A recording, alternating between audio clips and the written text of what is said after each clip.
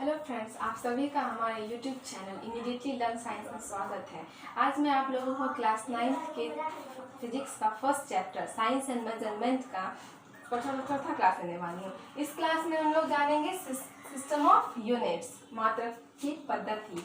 ठीक है, तो हम लोगों ने पिछले क्लास में क्या पढ़ा था, फिजिकल क्वांटिटीज एंड उनके पार्ट्स, और आज की क्लास में हम लोग क्या पढ़ेंगे, सिस्टम ऑफ यूनिट्स। तो आइए हम लोग अपना क्लास स्टार्ट करते हैं। आज की क्लास है सिस्टम ऑफ यूनिट्स। इसमें सिस्टम ऑफ यूनिट्स हम लोग किसे कहेंगे, ठीक है, मात्रक की पद्धति किसे कहेंगे।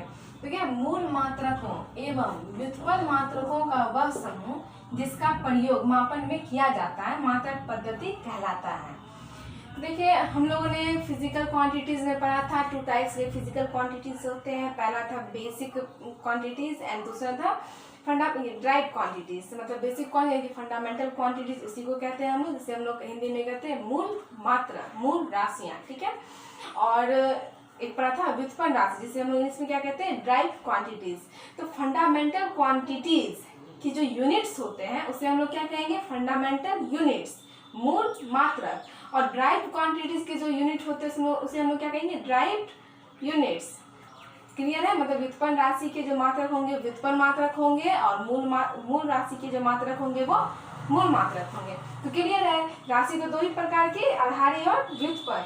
तो ये वही मात्रक पद्धति में कहा गया है, मूल मात्रकों एवं व्युत्पन्न मात्रकों का वह समूह, मतलब यहाँ fundamental units and drive units का जो समूह होगा, ग्रुप्स होगा, कौन सा समूह, जिसका प्रयोग मापन में किया जाता है।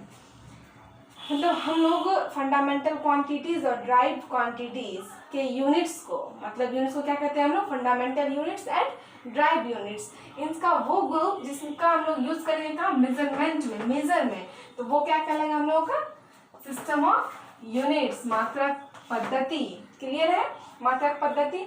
और जैसा कि हम लोग जानते हैं कि मात्रक पद्धति में होता है कि मात्रक पद्धति जो है बहुत सारे प्रकार के होते हैं, ठीक है। मतलब हम लोगों को क्लास 9th में कुछ प्रकार पढ़ना है, जो मुख्य प्रकार है वो कौन कौन से हैं, तो आइए देखते हैं। 3 प्रकार मुख्य है मात्रक पद्धति के, जो हम लोगों को इस क्लास में पढ़ना है। वो क्या है, एफपीएस सिस्टम, सेकेंड है सीजीएस सिस्टम, थर्ड है एमकेएस सिस्टम, ठीक है। एफपीएस सिस्टम में हम लोग अब जानेंगे कि इसमें किस राशि के यूनिट्स को क्या कहते हैं, किस यूनिट्स में रखा गया है। और एफपीएस सिस्टम को हम लोग क्या कहते हैं, ब्रिटिश सिस्टम। एफपीएस सिस्टम को हम लोग ब्रिटिश सिस्टम के नाम से भी जानते हैं। और फिर दूसरा है सीजीएस सिस्टम, इसमें भी हम लोग जानेंगे किस राशि का मात्रक क्या है, ठीक है। और इस सिस्टम को हम लोग गॉस सिस्टम के नाम से भी जानते हैं, ठीक है। उसके बाद है एमकेएस सिस्टम।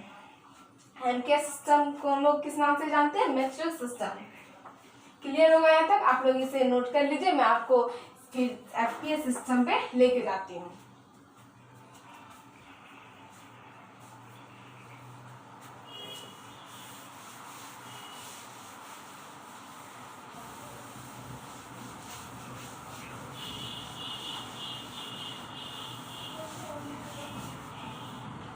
हम लोग क्या पढ़ेंगे, सिस्टम ऑफ यूनिट्स का फर्स्ट सिस्टम क्या था, FPS system. FPS system,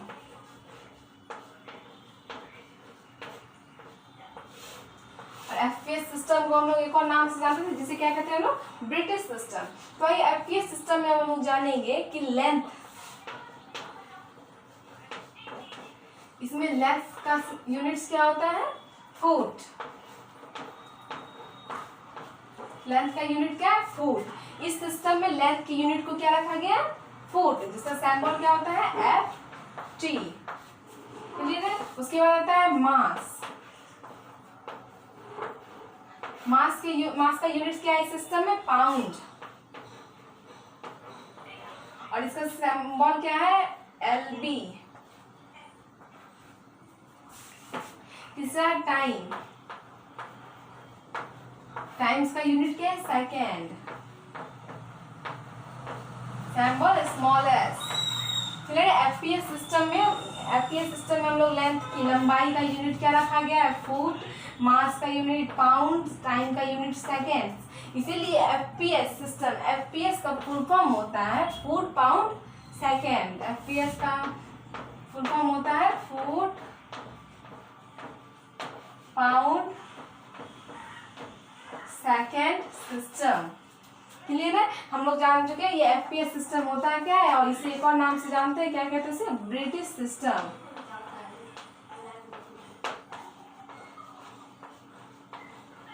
British system आप लोग इसे नोट कर लीजिए। मैं आपको लेके चलूंगी अब सीजीएस सिस्टम, यानी कि गॉस सिस्टम हम लोग किसे कहेंगे, और गॉस सिस्टम में किस क्वांटिटीज का यूनिट्स को कैसे रखा गया है। आइए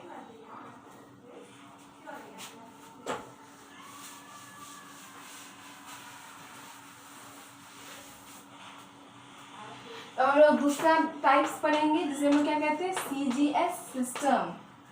सीजीएस सिस्टम जिसे हम लोग एक और नाम से जानते हैं, क्या? Gauss system.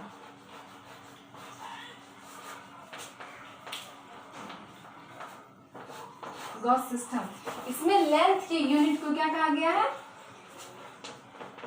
इसमें लेंथ का यूनिट क्या रखा गया है? सेंटीमीटर।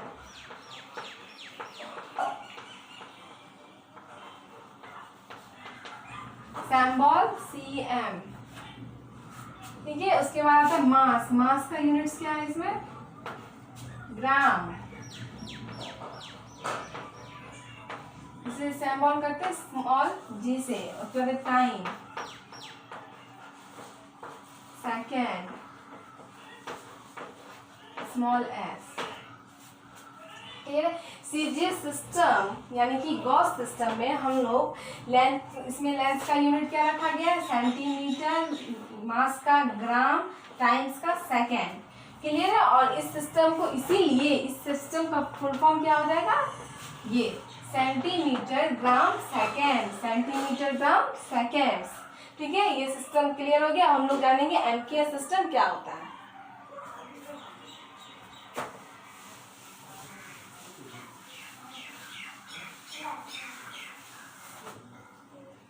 अब तीसरा सिस्टम क्या होता है? MKS system.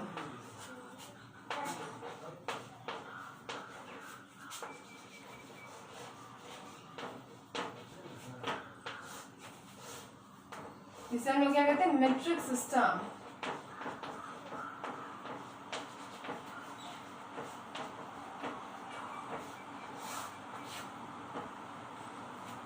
Metric system. ठीक है, और इस सिस्टम में लेंथ का यूनिट क्या है? मीटर। इसे सैम्बॉल करते हैं हम लोग स्मॉल एम से। फिर मास, मास का यूनिट है किलोग्राम। सैम्बॉल करते हैं केजी से। टाइम, टाइम्स का यूनिट हो जाता है second. Symbol small S. MKS system में को हम लोग मीट्रिक सिस्टम के नाम से भी जानते हैं। उसके बाद इसमें लेंथ के यूनिट को क्या कहते हैं? मीटर। मास का यूनिट क्या रखा गया है? किलोग्राम। टाइम का यूनिट क्या है? सेकेंड। इसीलिए एमकेएस का फुल फॉर्म हो जाएगा मीटर किलोग्राम सेकेंड। इसे हम लोग मीटर किलोग्राम सेकेंड सिस्टम भी कहते हैं। ये क्लियर हो गया। और आप इस सभी को लैंग्वेज में भी लिख सकते हैं, जैसे कि हम लिख सकते हैं एमकेएस सिस्टम को मीट्रिक सिस्टम के नाम से भी जाना जाता है, और इसमें लंबाई का मात्रक मीटर, द्रव्यमान का मात्रक किलोग्राम, और टाइम का मात्रक सेकेंड्स होता है। क्लियर है? इसी प्रकार से हम दोनों सीजीएस और एफपीएस सिस्टम को भी लिख लेंगे लैंग्वेज में, या फिर इस तरह से भी हम लोग लिख सकते हैं। उसके बाद आप लोग इसे नोट कर लीजिए। मैं आपको लेके चलूंगी इंटरनेशनल सिस्टम ऑफ यूनिट। ठीक है, आप लोग इसे नोट कीजिए।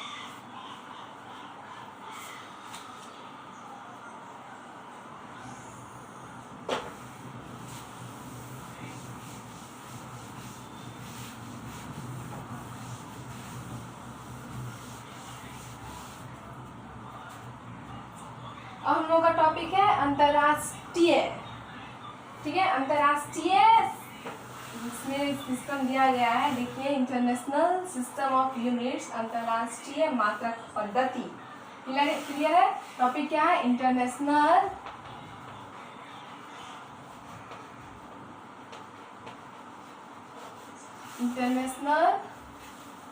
System of unit, international system of units. Clear है? और इसे हम लोग हिंदी में कहेंगे अंतरराष्ट्रीय, इंटरनेशनल सिस्टम ऑफ यूनिट्स जो लोग अंतरराष्ट्रीय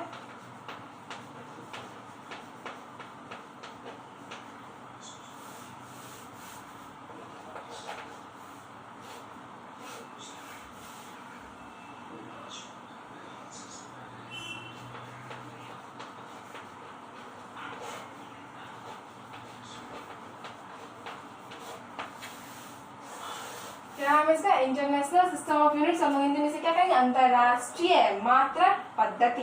क्लियर है? और ये इसको पढ़ाने से पहले हम लोग इस पर कुछ चर्चा करेंगे, ये कैसे हुआ, ये कब लागू किया गया और क्यों बनाया गया इसे। जबकि बहुत सारे जैसे CGS सिस्टम थे, FPS सिस्टम थी, MKS सिस्टम थी, ठीक है, ये सभी जब सिस्टम थी हम लोगों को मेजरमेंट करने के लिए, मापन के लिए, तो फिर ये सिस्टम क्यों बनाया गया, इस पे हम लोग डील करेंगे।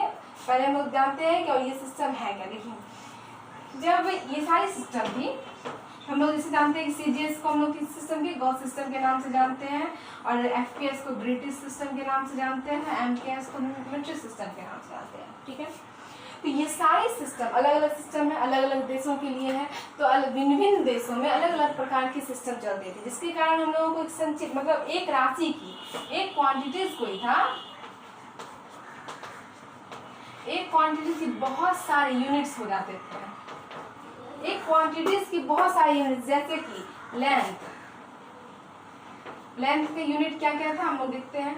FPS में हो गया था फुट, ठीक है, CGS में हो गया था सेंटीमीटर,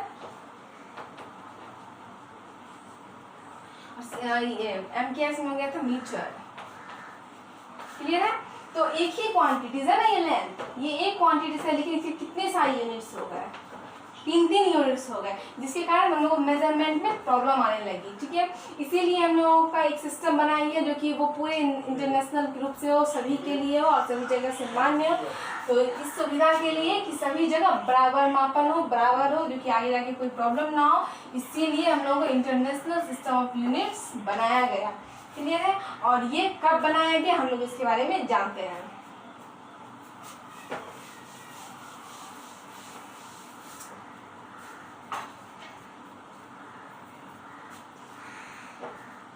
इस सिस्टम को अक्टूबर 1960 में, अक्टूबर 1960 में 1960 में पेरिस जगह आप लोग नाम सुने होंगे, पेरिस,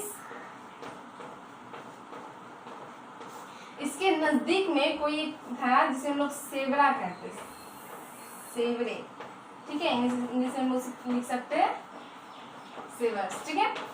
इस जगह पे जो ना 11वीं महासम्मेलन हुआ था। कौन सा महासम्मेलन? 11th महासम्मेलन हुआ था। किस चीज का? माप एवं तौल संस्था का, ठीक है। और एक बात और जानना है आप लोगों को कि हमेशा कोई भी यूनिट्स या कोई भी पद्धति बनाई जाती है या कोई भी मात्रक चुना जाता है किसी क्वांटिटीज के लिए, तो हमेशा किसमें? माप एवं तौल संस्था के द्वारा चुना जाता है।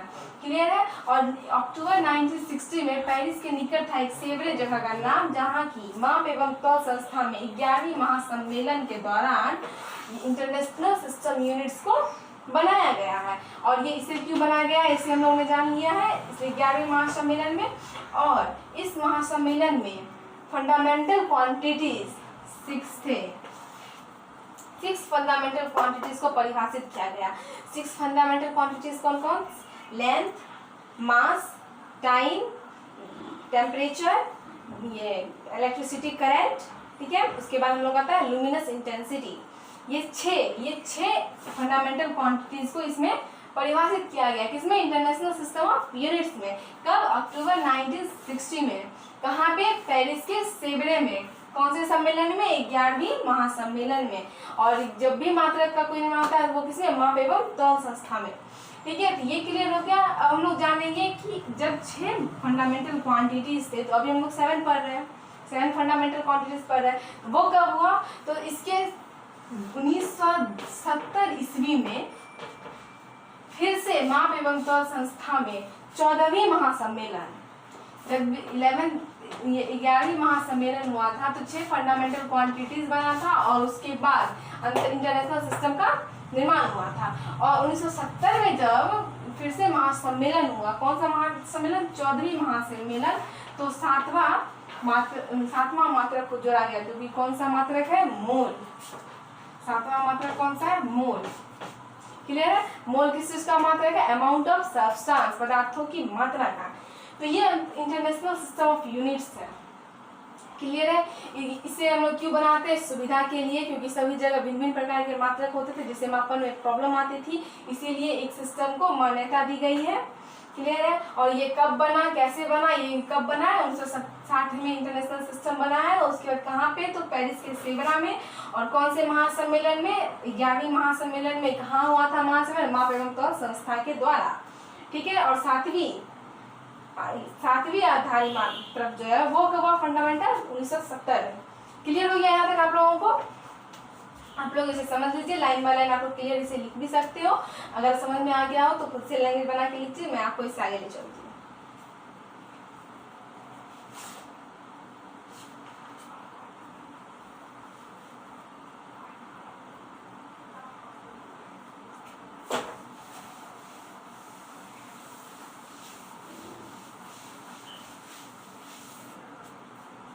और इंटरनेशनल सिस्टम यूनिट्स में इस सिस्टम के अनुसार एक और चीज दिया गया था, वो क्या है, देखिए हम लोग जानते हैं,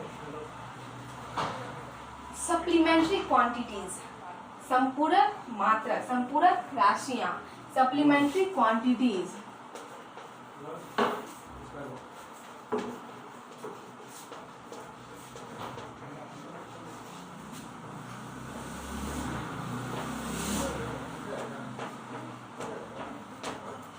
सप्लीमेंट्री क्वांटिटीज, ठीक है। सप्लीमेंट्री क्वांटिटी आप लोग जानते हो, संपूरक राशियां, जो कि इस संस्था में, जब इस संस्था का निर्माण हुआ था तो 2 सप्लीमेंट्री राशियों को लिया गया, जो कि ज्यामितीय के राशियां हैं। तो पहला कौन था, प्लेन एंगल, पहला था प्लेन एंगल और दूसरा था सॉलिड एंगल।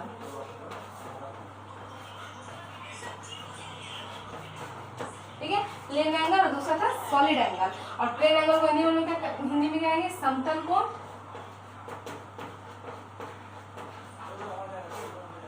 समतल कोण, और सॉलिड एंगल घन कोण।